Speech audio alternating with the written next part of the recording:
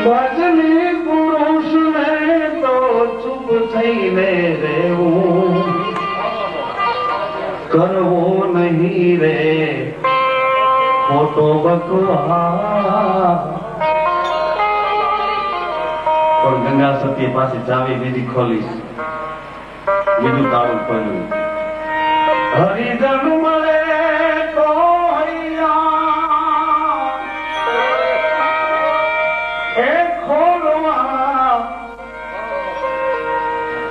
કરવી એને માયના હૃદયની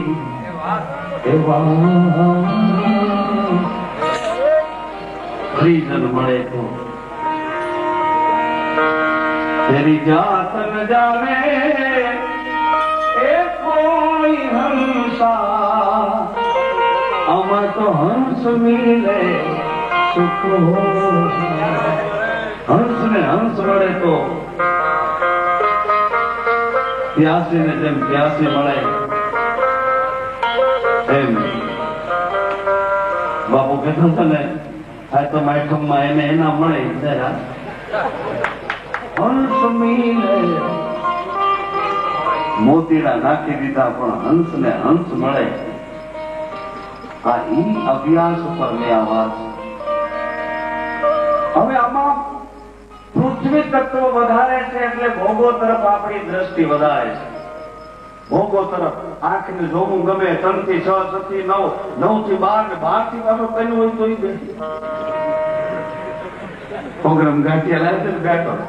અરે 12 થી 3, 3 થી હવે ન હોય.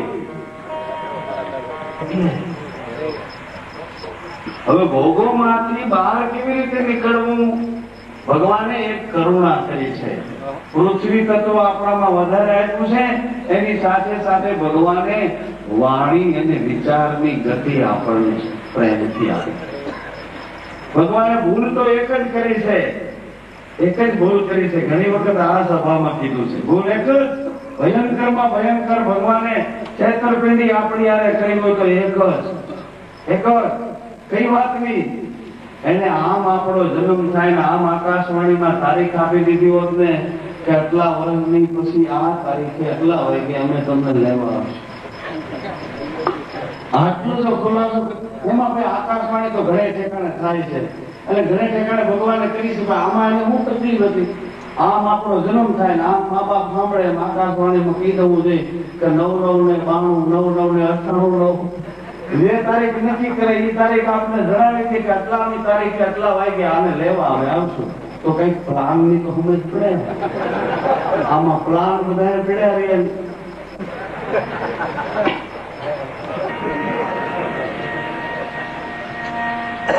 પૃથ્વી તત્વ વધારે, વાણી અને વિચાર એટલે વિચારની ગતિ વધારે છે. પણ મેં તમે વિચાર ક્યાં રોક્યા છે? સાધનોમાં રોક્યા છે, સગવડોમાં રોક્યા છે. આપણે એવું માની લીધું કે સગવડ એ સુખ છે, પણ સગવડ સુખ નથી. સગવડ ભૈયા સુખ નથી. સુરતમાં એક માણસ મને 10મે માળે લઈ ગયો, 10મે માળે, અને ત્યાં મને એક સાધન એને એવું આમ ખોલીને બતાવ્યું મને કે આમાં 34 સ્ટેશન વિશ્વના દેખાય. વિશ્વના એના આખા વિશ્વના 34 સ્ટેશન દેખાય. પણ મેં કીધું ભાષા સમજુ નહીં, શું કરું? 34 સ્ટેશનમાં જુદા જુદા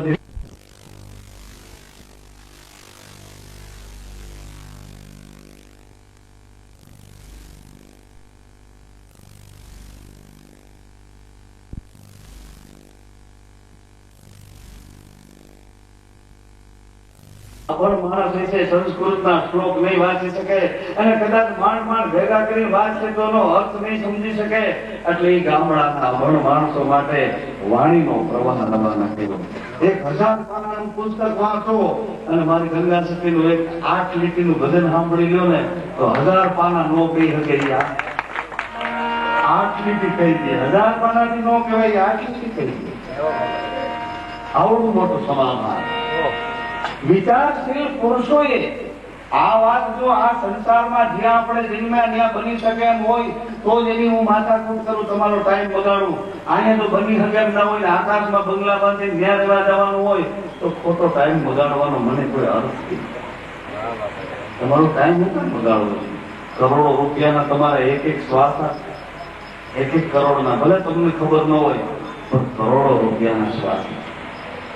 હરી ભજી લે ઈશ્વરા, ભજી લે ઈશ્વરદાસ. કરોડ મહોર ગરજતા નહીં મળે એક શ્વાસ. 1 કરોડ સોના મોર આપીશ ને, એક શ્વાસ કોઈ નહીં.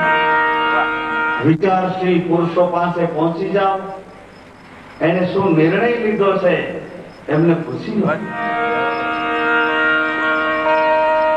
એને જઈને તમે ઇકરાર કરીને પૂછી લો કે આ શરીરમાં ભોગોની માત્રા વધારે છે, હવે આમાંથી બહાર કેમ નીકળવું, કેવી રીતે નીકળવું?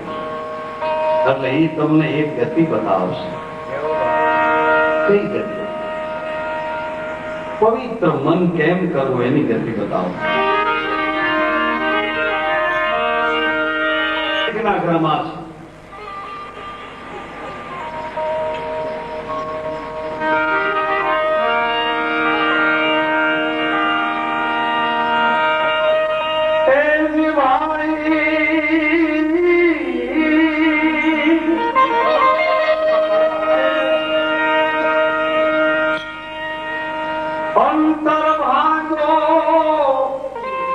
અંતર કેનાથી છે જુઓ બરાબર, કેવડું અંતર છે જોજો.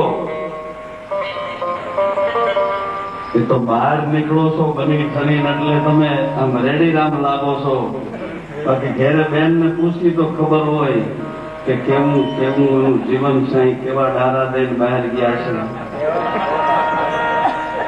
અમને કેવા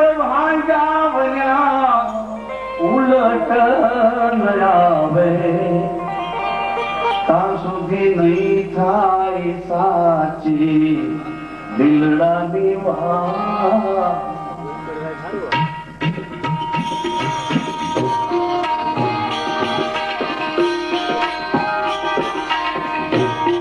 અંતર વાગ્યા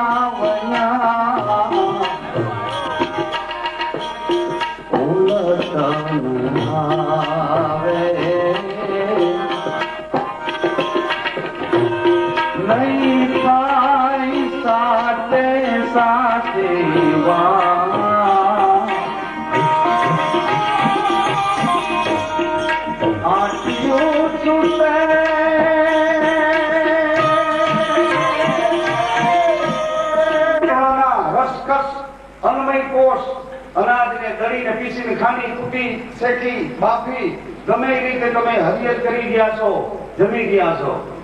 અનાજને ભગવાનનો પ્રસાદ બનાવીને જમી ગયા છો. પવિત્રતા પ્રસાદની મારે વાત કરવી છે કે આમાં પવિત્ર કેમ થવું, આ ભોગોની વચ્ચે પવિત્ર કેમ બનવું. પંચનું પ્રમાણ લઈને વાત કરવામાં. બીજી આ શક્તિ છે પુરુષમાં રહેલી, માતામાં રજ્યા શક્તિ છે. સ્થૂળ શરીરમાં આપણી ગતિ છે. અત્યારે આપણે એમાં બેઠા છે. જામનગરમાં રહું છું એમ તો તમે સરનામું આપો છો, પછી ફલાણી શેરીમાં ફલાણું મકાન એ તો તમારું સરનામું છે. અટાણે ક્યાં રહ્યો કયો? અટાણે ક્યાં રહ્યો છો? આ શરીરમાં રહ્યો છો, આમાં બેઠા છો. ક્યાં બેઠા છો? આમાં બેઠા છો. તમારું સરનામું અટાણે મારી સામે જ છે. જ્યાં બેઠા આ સરનામું. આ 5 પકડાઈ ગયા કોને હિસાબે, કોના કરંટથી પકડાણા છે? આ દીવામાં જ્યાં સુધી દિવેલ છે ત્યાં સુધી અજવાળું છે. અને દિવેલ જેની ઘડીએ ખૂટી ગયો એટલે વાટ મળવાની છે. વાટ એટલે આ શરીરમાં જ્યાં જ્યાં તત્વાણું છે, જ્યાં જ્યાં શુક્રાણુ છે, એ બધાને ખેંચી ખેંચી ખેંચીને અજવાળું આપશે. પછી વાટ બળી જાય એટલે ખૂટ ગયા તેલ ને ભૂજ ગઈ. ભૂત અનસે હનુમો મિલે. બીજી આ શક્તિનો જથ્થો હનુમાનજી છે. એની અંદર અંકુર છે. અંકુરમાં પ્રકાશ એ સ્વયં રામ રૂપ છે. ભૂત અનસે હનુમો મિલે, હનુમંત છે શ્રી રામ. ભૂત અનસે હનુમો મિલે. આ ભૂત ના ભૂ એટલે 5 મહાભૂતનું આ શરીર છે. આ ભૂતનમાં હનુમો ક્યાં? બીજી શક્તિ હનુમાનજી છે. એની અંદર અંકુર છે, અંકુરમાં અંજવાળું છે, એ સ્વયં સાક્ષી છે. અને સાક્ષીનો સાક્ષી કોણ છે? એ ગતિ ગુરુગમની છે.